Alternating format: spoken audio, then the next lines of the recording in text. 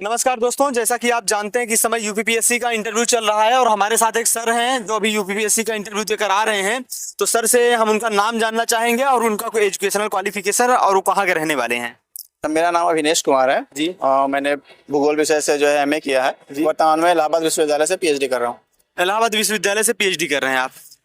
PhD में आपका topic क्या है, नेट से है या जेआरएफ से है? मेरा जेआरएफ है और मेरा पीएचडी का टॉपिक सस्टेनेबल एग्रीकल्चर पे है। भूगोल से आपने क्या कहते हैं कि एमए किया हुआ है। एमए आपका कहाँ से रहा है सर? इलाहाबाद स्टेट यूनिवर्सिटी से। इलाहाबाद स्टेट यूनिवर्सिटी से। ये सन कितने में हुआ है सर? सर 2022 में। 2022 में एमए कंप्लीट हुआ है आपका।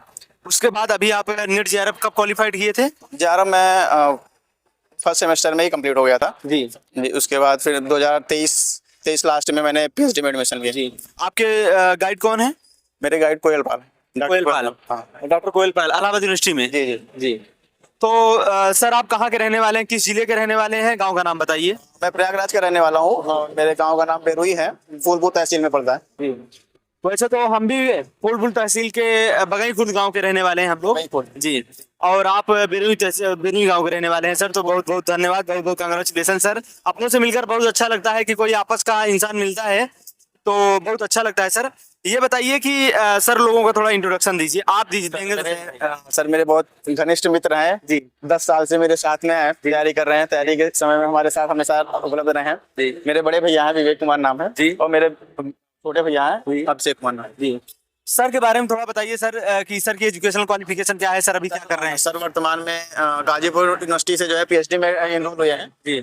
और साथ में सिविल की सर्विस भी देते हैं। सर नेट क्वालिफाइड है या जेआरएफ? जेआरएफ है सर, भी जेआरएफ है। जी जी जी जी जी। दोनों भैया जेआरएफ हैं जी। सर सर आपका जेआरएफ किस सब्जेक्ट से है? हिस्ट्री से है हमारा। जी। जेआरएफ हिस्ट्री से। जी जी। जी सर। अभी आप पीएचडी कहाँ से कर रहे हैं sir? Ghazipur university, Ghazipur university. राजकीय महिला विद्यालय। आपका जेआरएफ का क्वालिफाई हुआ था सर? 24 में। आप भी वहीं सहसों के ही रहने वाले हैं? नहीं, हमारा है आजमगढ़। आजमगढ़ के रहने वाले? जी जी। अच्छा। तो आजमगढ़ के रहने वाले हैं, सासों के भैया रहने वाले हैं, उसके बाद फिर क्या दोस्ती होती है, उसके दोनों लोग जेआरएफ क्वालिफाई करते हैं। भैया क्या कहते हैं कि इलाहाबाद यूनिवर्सिटी से पीएचडी कर रहे हैं अभी।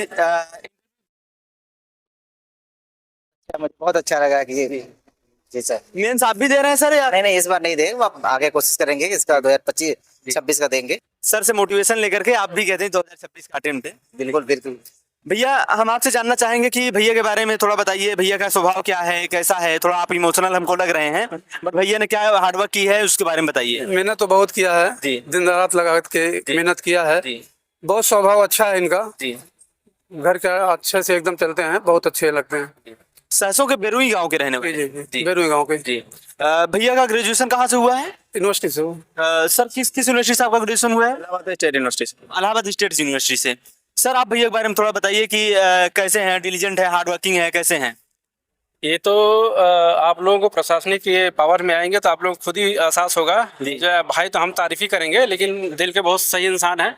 एज ए भाई हम नहीं बोल रहे हैं, ये जो प्रशासनिक सेवा में आपका योगदान देंगे, आप लोगों का जो है खुद ही जो है इनका कार्यकाल जो है समझ में आ जाएगा। तो सर भैया लोग बहुत इमोशनल हैं। हम ये जानना चाहेंगे कि आपने यूपीपीसीएस प्रीलिम्स की और मेंस की तैयारी किसने कैसे की और आपका मीडियम क्या था सर? मेरा माध्यम हिंदी था। मैंने जेआईएस से कोचिंग लिया था स्टार्टिंग में जी। उसके बाद से फिर मैं सेल्फ तैयारी कर रहा हूँ कोचिंग के बाद। कोचिंग पीएचडी के साथ मैनेज हो पाता है सर या मैनेज नहीं हो पाता है, कैसा प्रॉब्लम आती है, क्या होता है? मेरी तैयारी पहले कंप्लीट हो चुकी थी, उसके बाद मैंने पीएचडी स्टार्ट लेने की जरूरत नहीं पड़ती। मेनली हमारे नोट्स कंप्लीट हैं, चीज़ें हमें बस रिवाइज करना होता है और प्रैक्टिस करना होता है, तो उतना टाइम हमें मिल जाता है जी। यूपीएससी भी दे रहे हैं या यूपीएससी नहीं दे रहे हैं? यूपीएससी मैंने स्टार्टिंग में दिया था, मैंने 3 मेंस दिया है लेकिन क्योंकि पीएचडी के साथ में मुझे सीमित समय मिलता है, तो मैं अभी पीसीएस पे फोकस कर रहा था, क्योंकि मेरी सिलेक्शन लेना मेरी प्राथमिकता थी जी। हालांकि इसमें अगर सेलेक्ट होने के बाद फिर मैं यूपीएससी पे ध्यान दूंगा जी। अगर यहाँ सेलेक्ट हो जाते हैं तो आप यूपीएससी पर जरूर ध्यान देंगे। तो पीएचडी में आपका टॉपिक क्या है sir? Sustainable agriculture practice. Sustainable agriculture पर आप रिसर्च कर रहे हैं। ये बताइए, अगर आपको एसडीएम बना दिया जाए तो आप एग्रीकल्चर को कैसे प्रमोट करेंगे अपने तहसील लेवल पर? सर एग्रीकल्चर को हम टेक्नोलॉजी से जोड़ेंगे, जो सतत कृषि से लोगों को अवेयर करेंगे और तकनीकी आधुनिकीकरण के द्वारा जो है कृषि को बढ़ावा देंगे। तो एक गांव के रहने वाले हैं आप, खेती किसानी से आपका तो वाकिफ हो ही होंगे आप। तो ये बताइए फार्मर्स जो हैं हमारे, उनके आय को जो कहा गया था कि आपका आय दुगना कर दिया जाएगा, क्या उनकी आय दुगनी हुई है, नहीं हुई है? आपका इस वक्त क्या विचार है? फार्मर्स की आय अभी दुगनी ऐसी नहीं हुई है, क्योंकि अभी फार्मर्स के अंदर उनकी लागत बढ़ रही है। उस अनुपात में उनका उत्पादन नहीं बढ़ रहा है, और उनको उस अनुपात में उनको कीमत भी नहीं मिल रही है। और क्योंकि मृदा की उर्वरता लगातार गिर रही है, साथ में जलवायु परिवर्तन इन सब कारणों से जो है कई सारी बीमारियां बढ़ रही हैं। तो ऐसी स्थिति में जो है किसानों की लागत बहुत ज्यादा बढ़ रही है, और जो कि एक असतत किसी की को बढ़ावा, मतलब स्थिति को प्रदर्शित कर रहा है। और इसके साथ में हरित क्रांति के दुष्प्रभाव भी देखे जा रहे हैं, जिससे जो है कृषि में उर्वरता कम हो रही है। तो इन सबको देखते हुए वर्तमान में सतत कृषि जो है एक अच्छा विकल्प होगा, जिसको जो है ग्रामीण क्षेत्रों में बढ़ावा देने की, लोगों को अधिक इसके प्रति लोगों को अधिक से अधिक जागरूक करने की आवश्यकता है। इलाहाबाद यूनिवर्सिटी से आप सर पीएचडी कर रहे हैं, तो जो आपके जूनियर हैं जो वहाँ से यूजी कर रहे हैं या पीजी कर रहे हैं, या जो अभी यूजी जिनका कंप्लीट होने वाला है इस साल, अगर वो प्रिपरेशन करना चाहते तो उनको किन किन बातों को ध्यान देना चाहिए, और डूज और डोंट्स क्या है सर? सर मेनली जो है जो एनसीईआरटी है, बेसिक बुक्स हैं, उनको रिवाइज करें बार बार। इसके साथ में पीवाईक्यू का लगातार पीवाईक्यू का प्रैक्टिस करें, प्री और मेंस दोनों के लिए। मेंस के लिए लगातार आंसर राइटिंग का प्रैक्टिस करें, जिससे कि उनको, क्योंकि जो सिलेक्शन है वो मेंस पे डिपेंड करता है, और मेंस आंसर राइटिंग का गेम है। तो आपके पास कितनी अच्छी आंसर लिखने की स्किल है, वो निर्धारित करेगा कि आपका सिलेक्शन हो रहा है कि नहीं हो रहा है। तो इसलिए जो है लगातार आंसर राइटिंग प्रैक्टिस बहुत इंपॉर्टेंट है जो है सिविल सेवा। यूपीएससी में आपका ऑप्शनल क्या था सर? यूपीएससी में ज्योग्राफी ऑप्शनल था मेरा। और मीडियम हिंदी था? जी, हिंदी में। तो सर जैसे अभी आप इंटरव्यू फेस करके आ रहे हैं, तो इंटरव्यू में किनका बोर्ड था और क्या क्या प्रोसेस था सर, और बोर्ड का बिहेवियर कैसे था? इंटरव्यू मेरा डॉक्टर राम प्यारे सर का बोर्ड था। बोर्ड का बिहेवियर बहुत कॉर्डियल था, बहुत उन्होंने फ्रेंडली बात किया जी। मुझसे क्वेश्चन मेरे मेनली बैकग्राउंड से हुआ, ज्योग्राफी से, और सतत कृषि से, क्योंकि मैं पीएचडी कर रहा हूँ, तो वहाँ से पूछा गया। तो सस्टेनेबल एग्रीकल्चर के बारे में मुझसे यही पूछा गया कि आप कैसे क्या है ये, फिर को कैसे बढ़ावा देंगे, ये सारी चीजें क्वेश्चन पूछी गई। फिर ज्योग्राफी से मुझे सर ये मुझे पूछा गया कि टॉपिक ऑफ कंसर्न क्या है, कितने स्टेट से गुजरता है, भारत में कौन कौन से मानसून पाए जाते हैं, और भारत की जो सबसे बड़ी नदी इंक्रोचमेंट एरिया किसका है, इंक्रोचमेंट एरिया। और इसके बाद फिर मेरा प्रयागराज, क्योंकि मेरा जनपद है, और फिर यहाँ से भी क्वेश्चन पूछा गया था कि संगम आप गए हैं, वहाँ पे किन किन नदियों का संगम है। फिर वहाँ पे सरस्वती नदी के बारे में बहुत सारे क्वेश्चन पूछे गए जी। तो इस तरह के क्वेश्चन थे मेरे। सरस्वती नदी के बारे में क्या क्वेश्चन थे सर, थोड़ा डिस्कस करिए।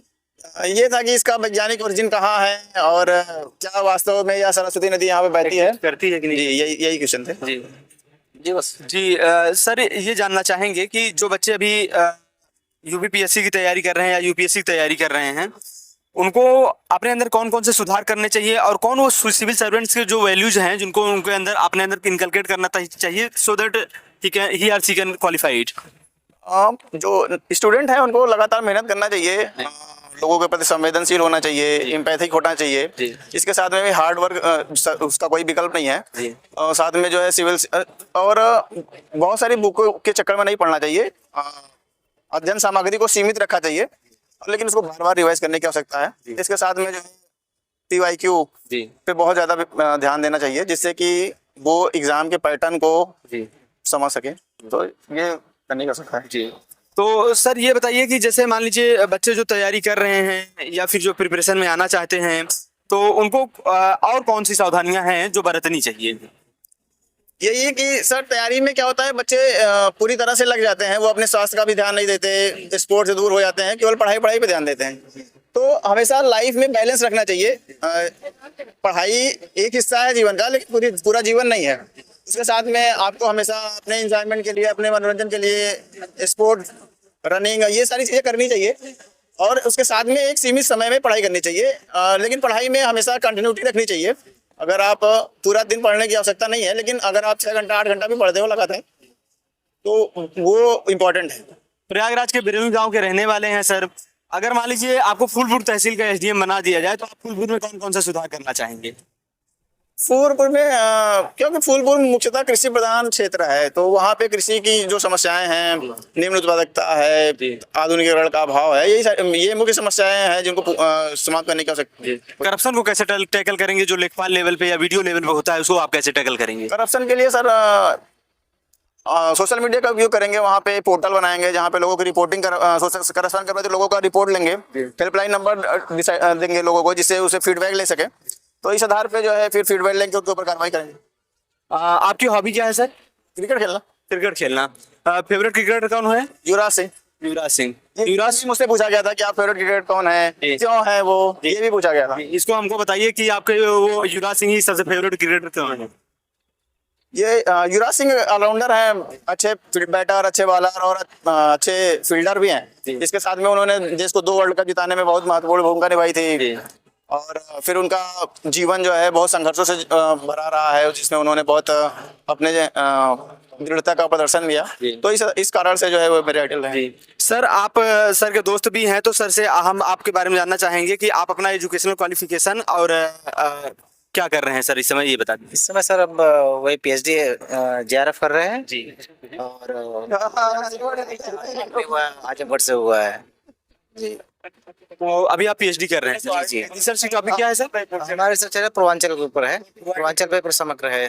किस जगह से रिसर्च कर रहे हैं सर आप? गाजीपुर से, राजकीय महिला स्नातकोत्तर महाविद्यालय। जी, वहाँ से आप JRF से? जी जी। सर का थोड़ा स्वभाव के बारे में बताइए कि सर की आपसे दोस्ती कैसे हुई और सर का स्वभाव कैसा है? थे में पढ़ते थे साथ में, तो हम लोग एक ही जगह से आते थे, तो आते जाते हम लोग के साथ में मेरी मुलाकात हुई, फिर आने जाना हम लोग के साथ में 2016 से हम लोग का दोस्ती हुई। और इसका स्वभाव एकदम नॉर्मल है, किसी से ज्यादा ना बहुत ज्यादा ठीक ठाक है। क्रिकेटर कौन है, यही सब। तो बाकी और सब कोई चीज, इनका स्वभाव बहुत बेस्ट है, बस ये कह सकते हैं। इसमें कोई कमी नहीं है कि यार किसी से क्या है क्या नहीं, कोई कुछ नहीं, बेस्ट है। एज अ फ्रेंड कैसे हैं सर? बेस्ट है, अब उसके आगे कोई बात ही नहीं है। एज अ फ्रेंड आपको बहुत बेस्ट कह रहे हैं सर। आपको बहुत बहुत बधाई, बहुत बहुत शुभकामनाएं सर। भैया लोगों के साथ आए हैं सर, आप भी सर के साथ ही हैं? जी जी जी। तो सर बहुत बहुत बधाई, बहुत बहुत शुभकामनाएं सर। धन्यवाद। आप अपना नाम रोशन करें और अपने तहसील का नाम रोशन करें, तहसील फूलपुर का नाम रोशन करें, और आप अपने बेरुई गांव का नाम रोशन करें। बहुत बहुत धन्यवाद सर, बहुत बहुत शुभकामनाएं। धन्यवाद। थैंक